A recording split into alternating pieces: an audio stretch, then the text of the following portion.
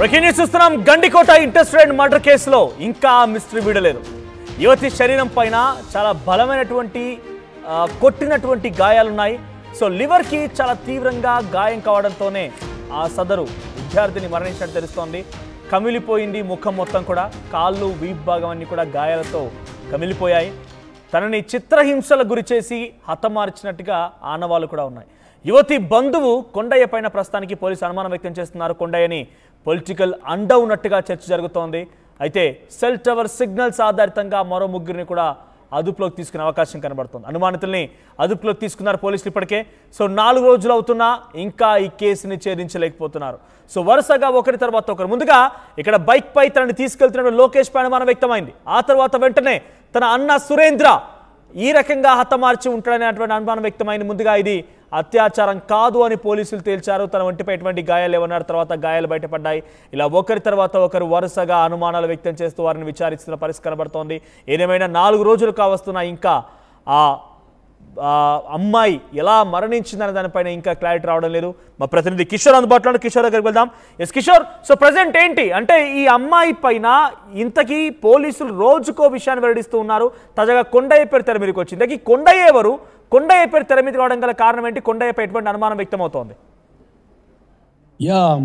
మనోజ్, గండికోటలో ఏదైతే గండికోట రహస్యం ఇప్పటికీ కూడా వీడని పరిస్థితి ప్రధానంగా కనిపిస్తుంది. ఏదైతే గండికోటలో విద్యార్థిని హత్య జరిగినటువంటి నేపథ్యం, ఆ నేపథ్యంలో కూడా ఒక్కసారిగా రోజుకో మలుపు తిరుగుతున్న పరిస్థితి ప్రధానంగా కనిపిస్తుంది. ఎందుకంటే మొన్నటి వరకు ఏదైతే లోకేష్ పై అనుమానాలు వ్యక్తం చేశారు, ఆ తర్వాత లోకేష్ ప్రమేయం లేదని కూడా ఒక రకంగా పోలీసులు తేల్చి చెప్పడం జరిగింది. ఆ తర్వాత అన్న సురేంద్రపై కూడా అనుమానాలు వ్యక్తమైనటువంటి పరిస్థితి. ఆ తర్వాత ఇప్పుడు తాజాగా కొత్తగా తెరపైకి ఏదైతే సదరు విద్యార్థినికి సంబంధించి సమీప బంధువు పేరు ప్రధానంగా వినిపిస్తున్న నేపథ్యంలో కూడా ఆ దిశగా కూడా దర్యాప్తు కొనసాగిస్తున్నారు.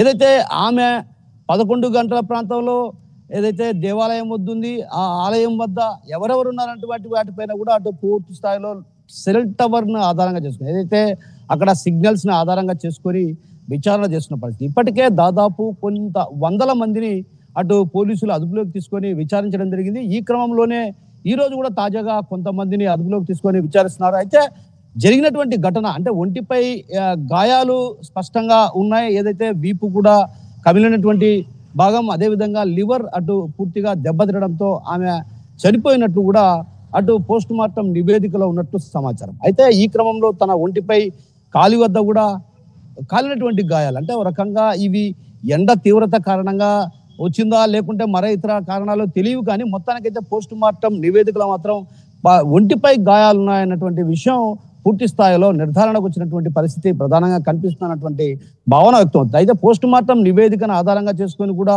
అటు పోలీసులు దర్యాప్తు కొనసాగిస్తున్నారు. ఇప్పటికే 4 రోజులుగా కూడా ముమ్మరంగా ఈ రోజు కూడా తాజాగా జిల్లా ఎస్పీ అశోక్ కుమార్ అక్కడికి వెళ్ళడం జరిగింది. ఆ పరిసర ప్రాంతాలన్నీ కూడా పరిశీలించడం జరిగింది.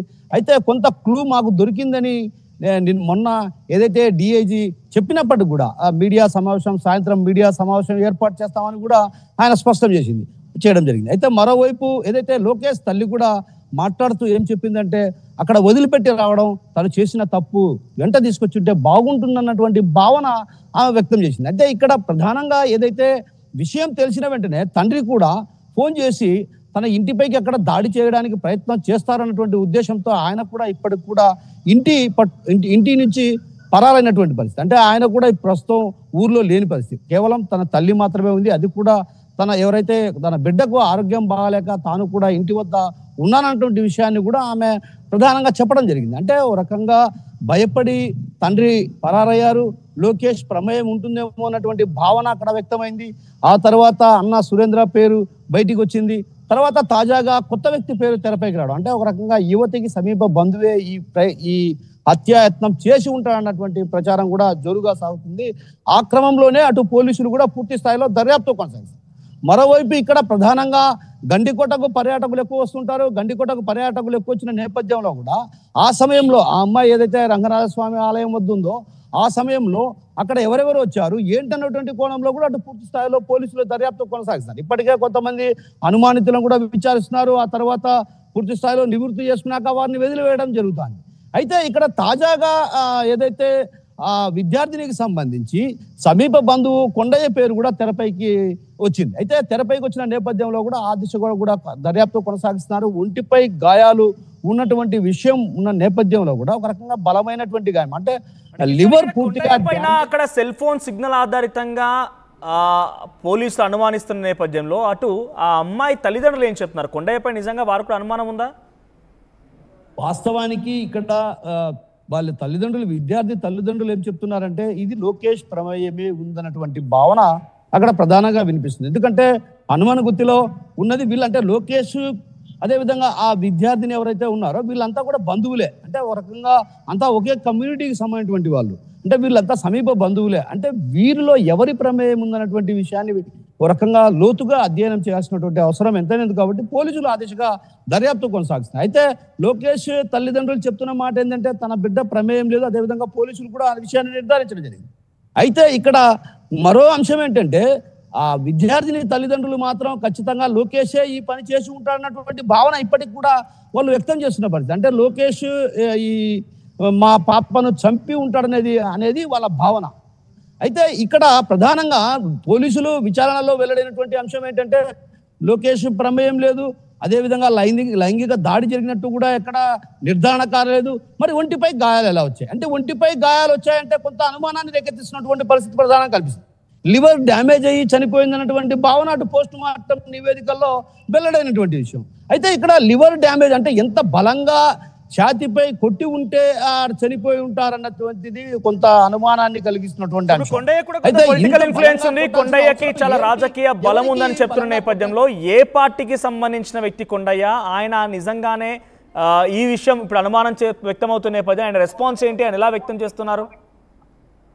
ప్రస్తుతం కొండయ్య అనే వ్యక్తి పేరు తెరపైకి వచ్చింది. అయితే కొండయ్య మాత్రం అధికార పార్టీకి చెందినటువంటి వ్యక్తిగా అటు ప్రచారం జోరుగా సాగుతుంది. ఎవరైతే కొండయ్య అనే వ్యక్తి అధికార టీడీపీకి సంబంధించినటువంటి వ్యక్తి, టీడీపీలో కీలక పాత్ర పోషించారన్నటువంటి ప్రచారం కూడా జోరుగా సాగుతుంది. అయితే ఈ క్రమంలో కొంత రాజకీయ ఒత్తిడి కూడా లేకపోలేదు. ఏదైతే పోలీసులకు అటు పూర్తి స్థాయిలో కీలక ఆధారాలు మా దగ్గర ఉన్నాయన్న విషయాన్ని చెప్పినప్పటికీ కూడా ఎక్కడ వెల్లడించే పరిస్థితి లేదు. అంటే ఒక రకంగా ఎవరైతే అనుమానితుడు కావచ్చు, అదేవిధంగా ఈ హత్యకు ప్రయత్నం చేసి ఉంటాడో అతను ఎక్కడ పారిపోతాడో అన్నటువంటి అనుమానాల నేపథ్యమా మరే ఇతర కారణాలు తెలియవు. కానీ మొత్తానికైతే కొంత గోప్యంగా పోలీసులు కూడా ఈ విషయాన్ని ఉంచుతున్నారు. 4 రోజులుగా విచారణ కొనసాగుతుంది. డిఐజీ ఇప్పటికేం చెప్పడం జరిగింది, ఆల్రెడీ మా దగ్గర ఆధారాలు ఉన్నాయి, ఆధారాలు లభించాయి, మరి కాసేపట్లో ప్రెస్ మీట్ పెట్టి పూర్తి స్థాయి వివరాలు వెల్లడిస్తామని 2 రోజుల క్రితం ఆయన చెప్పడం జరిగింది. అయితే ఎక్కడే కానీ ఆయన తీసుకుంటున్నారా లేదా కిషోర్, ఇంతకీ కొండయ్యను అదుపులో తీసుకుంటున్నారా లేదా పోలీసులు? అట్ ది సేమ్ టైం మరికొంతమందిని కూడా ఆ సిగ్నల్స్ ఆధారితంగా, టెలిఫోన్ సిగ్నల్స్ ఆధారితంగా అనుమానిస్తున్నారు. అందరూ అదుపులోకి తీసుకున్నారా లేదా, వాళ్ళు ఎప్పుడు విచారించబోతున్నారు? మనోజ్, ఇక్కడ ప్రధానంగా విషయం ఏంటంటే సెల్ టవర్ను ఆధారంగా చేసుకొని విచారిస్తున్న క్రమంలో ఎక్కడైతే ఘటనా స్థలంలో సెల్ టవర్ అంటే అక్కడ ఉన్నటువంటి సిగ్నల్స్ కొంత సాంకేతిక కారణాలు చూపిస్తున్నటువంటి పరిస్థితి. అంటే అక్కడ ఏదైతే సంఘటనా స్థలంలో పడేసిపోయారో ఆ ప్రాంతంలో సెల్ టవర్ సాంకేతికంగా కొంత సహకరించడం లేదన్నటువంటి భావన అటు ప్రధానంగా పోలీస్ అధికారులు వ్యక్తం అవుతున్న పరిస్థితి. అయితే ఆ క్రమంలోనే ఆ సెల్ ఫోన్ ఏదైతే అక్కడ ఉపయోగించినటువంటి సెల్ ఫోన్ సిగ్నల్స్ ని బట్టి వాళ్ళు పూర్తి స్థాయిలో విచారణ చేపట్టారు. అయితే ఈ క్రమంలో అంటే లోతుగా అధ్యయనం చేయాల్సినటువంటి అవసరం ఉంది. ఎందుకంటే అక్కడ ఉన్నటువంటి కొంత ఆనవాళ్లను సేకరించామని పోలీసులు ఇప్పటికే చెప్తున్నారు.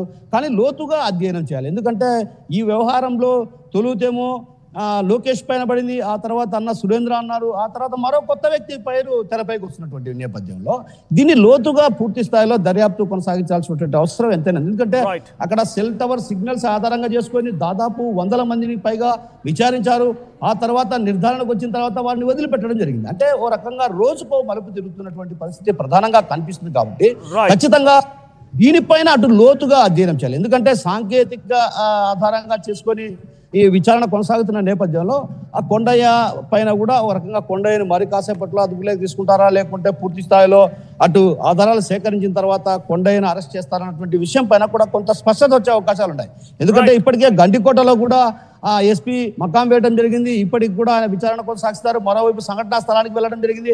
సంఘటనా స్థలాన్ని కూడా మరోమారు పరిశీలించారంటే ఖచ్చితంగా కొంత కీలకమైనటువంటి ఆధారం సేకరించే ఉంటారన్నటువంటి ప్రచారం కూడా జోరుగా సాగుతున్న నేపథ్యంలో ఈ రోజు కానీ లేకుంటే రేపు కానీ ప్రెస్ మీట్ పెట్టి అటు పూర్తి స్థాయి వివరాలు వెల్లడించే అవకాశాలు లేకపోలేదు మనోజ్.